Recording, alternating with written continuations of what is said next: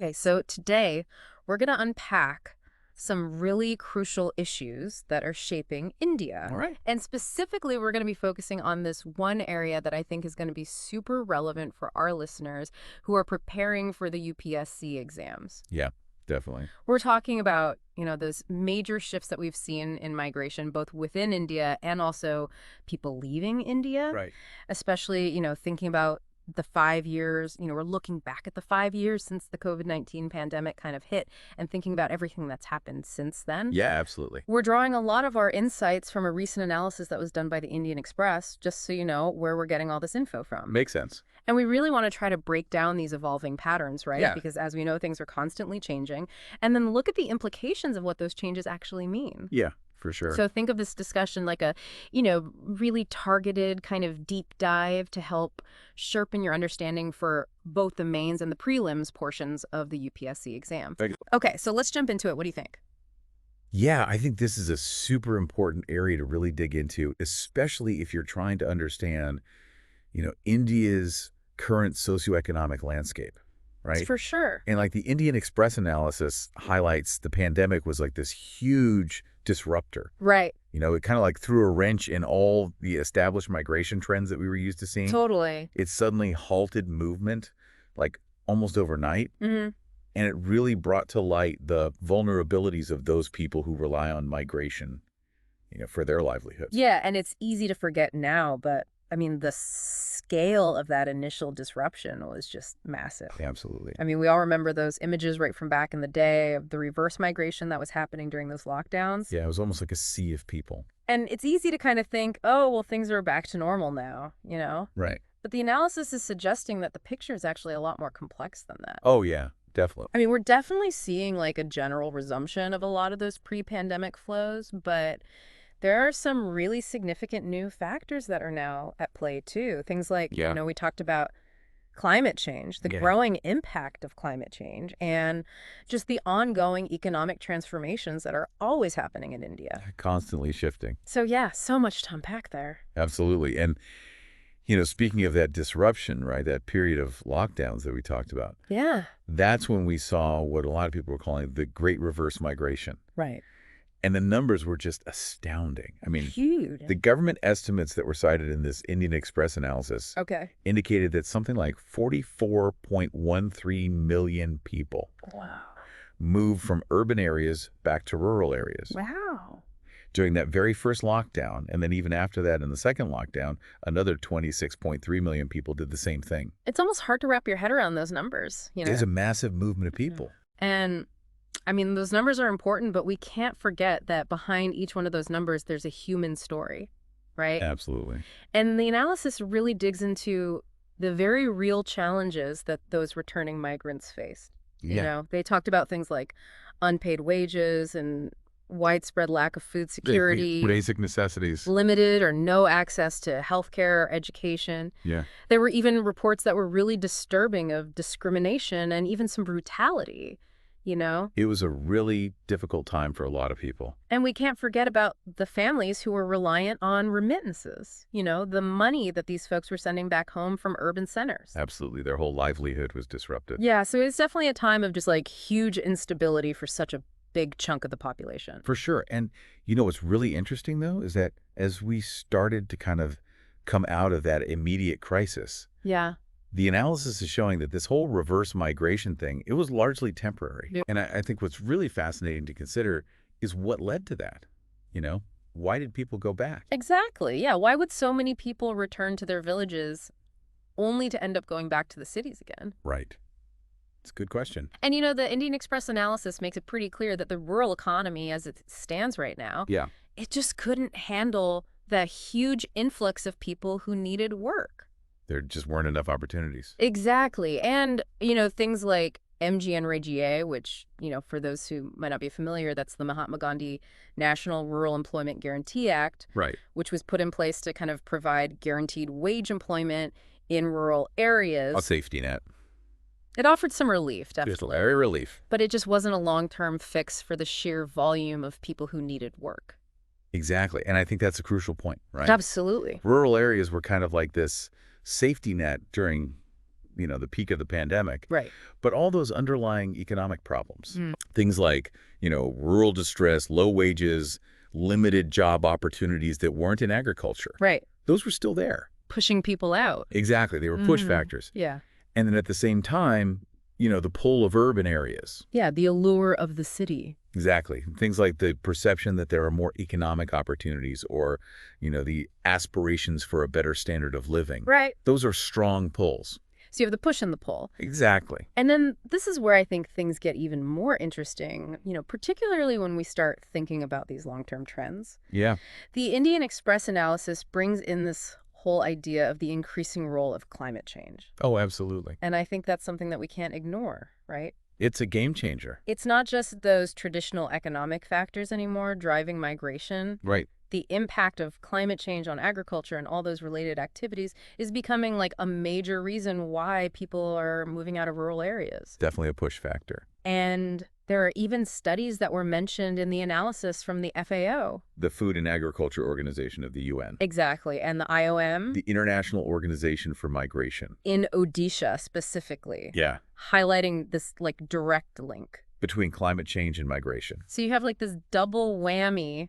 Definitely. You've got limited opportunities in rural areas, and then it's made even worse by environmental vulnerabilities. Absolutely. A tough situation. And I think for our listeners, this is super relevant for your understanding of how environmental and socioeconomic issues are all connected, They're intertwined. Especially for the UPSC. Absolutely. And, this is something that we're seeing more and more. Climate change is being recognized as a really significant driver of migration. Yeah. And that has implications for both internal displacement, like we've been talking about, but also potentially international movements in the future. Right. We could see a whole wave of climate migrants. Exactly. And if you connect that to the bigger picture, it really underscores how environmental factors are becoming, inseparable from these socioeconomic considerations. It's all connected. Exactly. And it's shaping how populations move. Yeah. So that's a really crucial perspective to have for your exams. For sure. So we've been talking a lot about internal migration, but I want to zoom out a little bit and look at this larger trend that we've seen happening for decades now. Yeah, urbanization. Exactly. And the projection that was highlighted in the Indian Express analysis is pretty striking. They estimate that 40% of India's population will be living in cities by 2026. That's a huge shift. I mean, that's a massive demographic shift. And of course, the government has been trying to get ahead of this, right, with initiatives like the Smart Cities mission. Yeah, absolutely. And the goal there is to develop 100 cities with, modern infrastructure and services. Right, to make them more attractive and livable. Exactly. And the hope is that it will encourage economic growth and help manage, the increasing pressures that come with urbanization. Which are only going to get more intense. Definitely. But, it's important to remember that the actual impact of these initiatives and whether the benefits are being distributed equitably. Right. Those are ongoing discussions. Yeah. There's a lot of policy analysis happening around that. Yeah. And that's something to definitely keep in mind for your UPSC preparation. For sure. Okay. So we've talked a lot about what's happening within India. Right. Internal migration. But I want to shift gears a little bit and talk about those Indians who had already migrated to other countries before the pandemic. Okay. They were facing a whole different set of challenges during that time. Absolutely. I mean, Indian immigrants all over the world were dealing with some serious difficulties. Like what kinds of things? Job losses. Oh, yeah. Reductions in pay, precarious living conditions. Right. Increased health risks. It was a really uncertain time for so many Indian workers who were abroad. Yeah.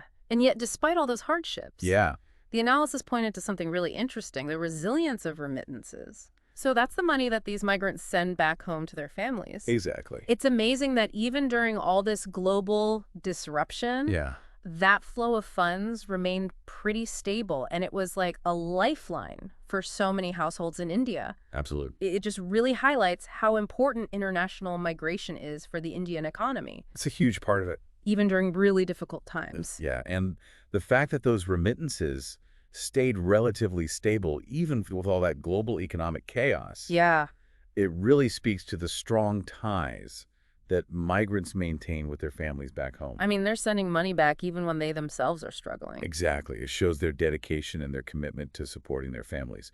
So let's talk about what's been happening with international migration since the pandemic. Okay. What trends are we seeing now? Well, the Gulf Cooperation Council countries, the GCC countries, right, they continue to be like major destinations for Indian workers. makes sense. Which, isn't surprising. That aligns with historical patterns. But we're also seeing some interesting shifts. Like what?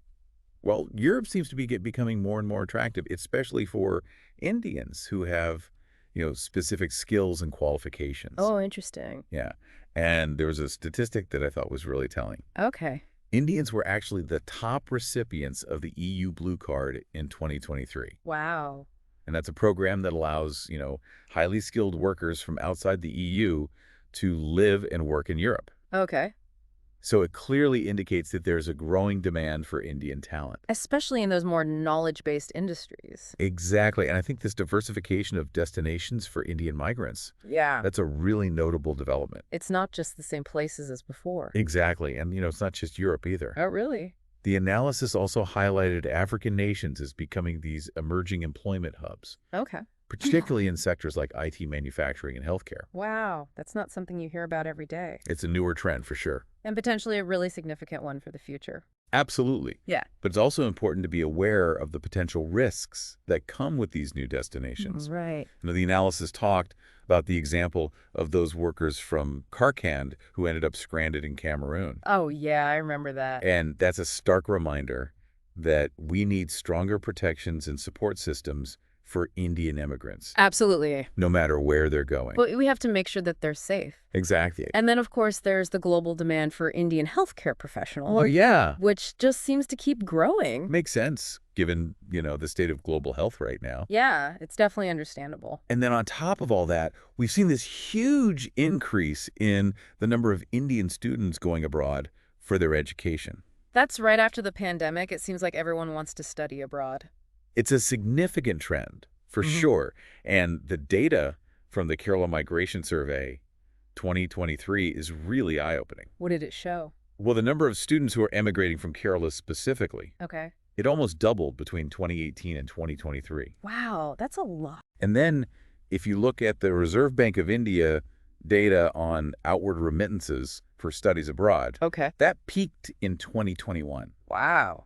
So there's this substantial outflow of funds for international education happening. So lots of people are investing in their education abroad. Absolutely. And we can't forget about the difficulties that Indian students faced during the conflict in Ukraine. Right. That was a difficult situation for a lot of people. It just highlights the vulnerabilities that can come with studying in certain regions. It's important to be aware of those risks. Okay, so we've covered a lot of ground here talking about both internal and international migration. Yeah, a lot of shifts. And for those of you who are prepping for your UPSC exams, this raises a really critical question. Okay, what's that?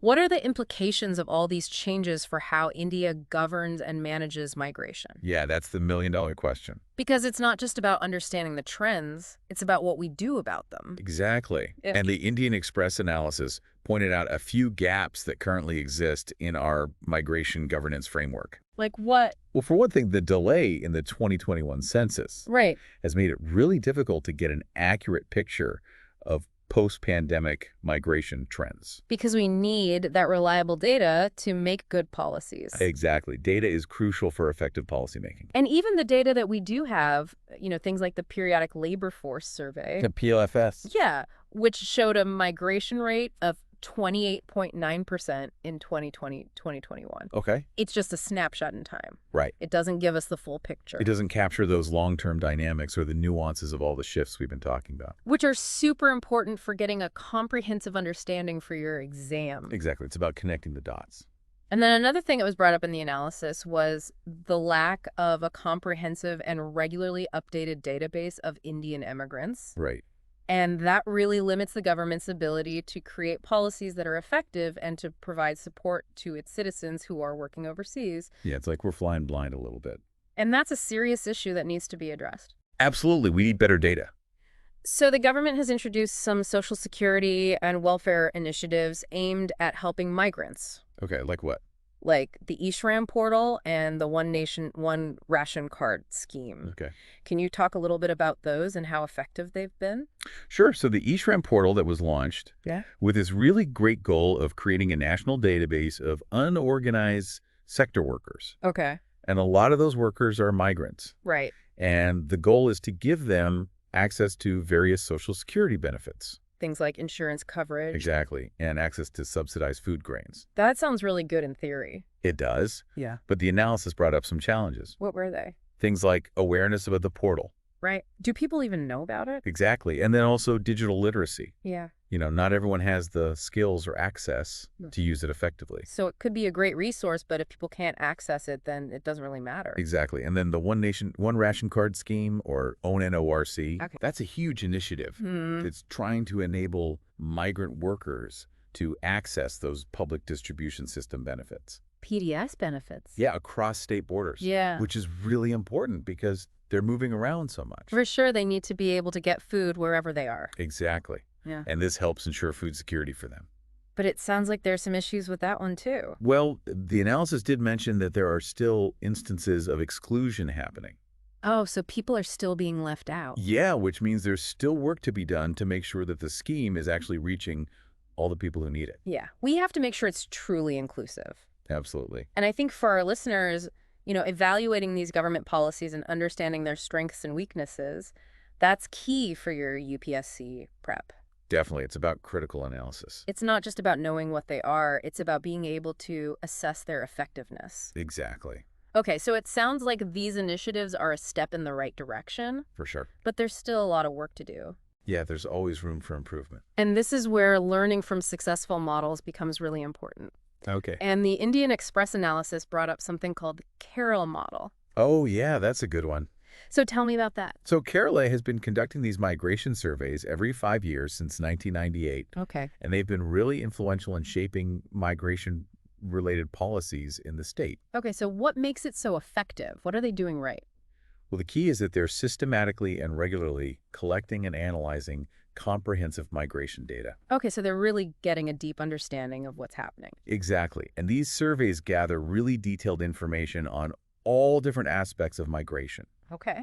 And that gives the government those insights they need to create policies and interventions that are actually evidence-based and targeted. So they're using data to drive their decisions. Exactly. And that helps them support both out migrants and those who are returning. That's really smart. And what's really encouraging is that other states are starting to catch on. Oh, like who? Places like Odisha, Goa, Punjab, Gujarat, Jharkhand, and Tamil Nadu. Wow, so it's spreading. Yeah, they're recognizing the value of having data-driven policies in this area. That's really positive. It is. And, the analysis suggested that expanding this kind of robust data collection and analysis framework nationwide, that could really enhance migration governance in India. That makes a lot of sense. If we have consistent and reliable data across the country, then we're in a much better position to understand and address the needs of all these diverse migrant populations. Absolutely. It's about having the right information to make the right decisions. And that's crucial for good governance, and it's definitely something that's going to be relevant to your UPSC studies. For sure. So to kind of wrap things up, Okay. We've talked about a lot today, but the key takeaways from the Indian Express analysis are that India's migration landscape has gone through a lot of transformations in the 5 years since the pandemic hit. It's been a roller coaster. We saw that initial huge reverse migration, and then that return flow back to urban areas. Right. Driven by economics and climate change. Exactly. And then internationally, we're seeing those emigration patterns changing with new destinations popping up. Diversification. And all of this really emphasizes the need for strong policy interventions and data-driven governance. We need to be proactive. If we want to manage all these dynamic trends effectively. Absolutely. And, as the analysis concluded, strengthening migration governance through robust data systems, well-designed policy reforms, and enhanced Social Security mechanisms. Okay. That's not only crucial for protecting the welfare of migrants themselves, right. It's also fundamentally tied to India's economic stability and its future development. It's all connected. Exactly. And I think that's a really important takeaway for anyone who's studying India's socioeconomic progress. Absolutely. So for our listeners, and especially those of you who are working hard on your UPSC exams, good luck. We really hope that this deep dive into India's shifting migration landscape, based on the analysis by the Indian Express, has been helpful. Yeah. We've tried to give you some valuable insights that are relevant for both the mains and prelims. And highlight those key connections. Exactly, because it really is fascinating to see how all these economic, social, and environmental factors are shaping our nation. It's a complex interplay. So we really encourage you to keep thinking about, the long-term implications of all these migration shifts. Yeah. And how they connect to different parts of your syllabus. Think about the big picture. And if you found this discussion helpful, please give it a like, subscribe to our channel for more deep dives like this. We'll keep unpacking these important topics. And leave a comment with any questions you might have. Yeah, we'd love to hear from you. We're always looking for ways to make your UPSC journey a little bit easier. Absolutely. And just so you know, all the information we discussed today was based on that analysis from the Indian Express. A great resource. So definitely check that out if you want to learn more. It's worth a read. Okay. Until next time, happy studying, everyone. See that?